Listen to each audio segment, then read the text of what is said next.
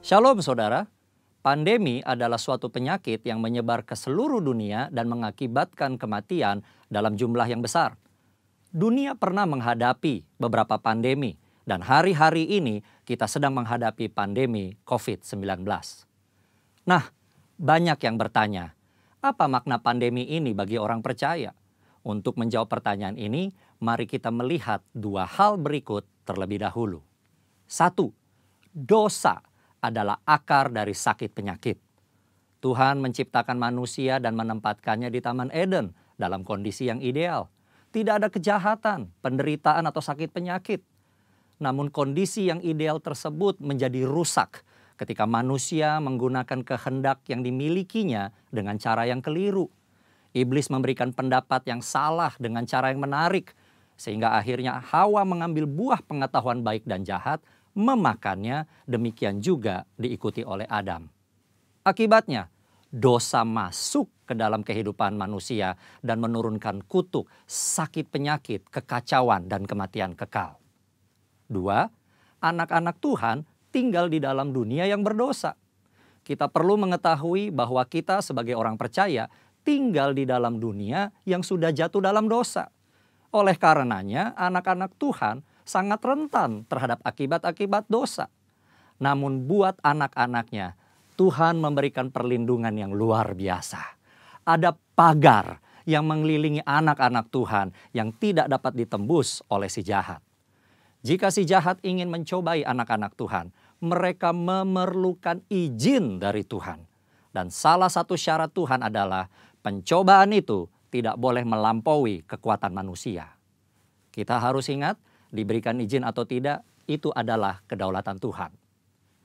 Pada hari-hari ini, iblis terus bekerja untuk meningkatkan pencobaan guna mengacaukan manusia. Sehingga manusia tidak fokus pada Tuhan dan rencananya.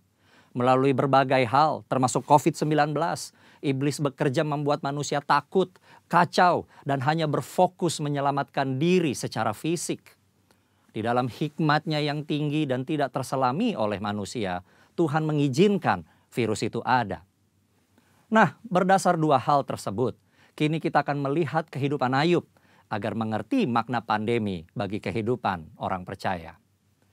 Saudara, Ayub dicatat sebagai orang yang saleh, jujur, takut akan Tuhan, dan menjauhi kejahatan.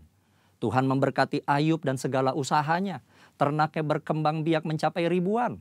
Ayub diberkati dengan 7 anak laki-laki dan 3 anak perempuan. Semua berjalan dengan baik sampai suatu hari Ayub mengalami hal yang tidak menyenangkan.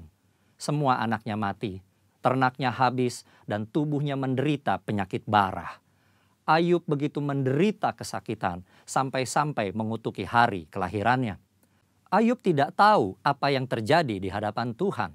Ayub 2 ayat 1 mencatat, pada suatu hari datanglah anak-anak Allah menghadap Tuhan, dan di antara mereka datang juga iblis untuk menghadap Tuhan. Iblis datang menghadap Tuhan dan meminta untuk mencobai Ayub. Tuhan mengizinkan hal itu karena Tuhan tahu bahwa Ayub dapat mengatasinya. Tuhan mengizinkan pencobaan ini adalah untuk menguji motivasi, memurnikan, dan menghasilkan pertobatan. Pada akhirnya tujuan Tuhan tercapai ketika Ayub berkata, hanya dari orang saja aku mendengar tentang engkau, tetapi sekarang mataku sendiri memandang engkau. Oleh sebab itu, aku mencabut perkataanku dan dengan menyesal aku duduk dalam debu dan abu. Ayub bertobat dan masuk dalam suatu dimensi rohani yang baru dalam hidupnya. Saudara, dari mempelajari apa yang dihadapi Ayub, maka ada 3 hal yang Tuhan kehendaki dari penyakit atau pandemi yang menimpa kita orang percaya. Yaitu, 1.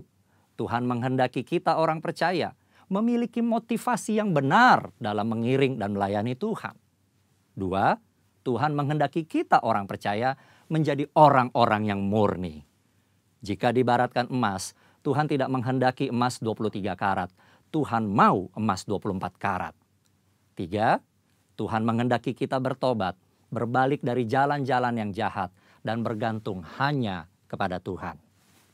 Kesimpulannya, Tuhan yang kita sembah dan layani adalah penguasa yang maha tinggi. Tuhan yang berkuasa atas segala sesuatu. Tuhan memiliki banyak cara untuk membawa umatnya hidup dalam persekutuan yang indah. Pencobaan yang diizinkan oleh Tuhan ada dalam pertimbangan hikmat Tuhan yang sungguh alangkah dalamnya. Tuhan pasti akan memberikan jalan keluar dari pencobaan tersebut. Dan pada akhirnya kita semua masuk ke dalam dimensi yang baru. Tuhan Yesus memberkati. Amin.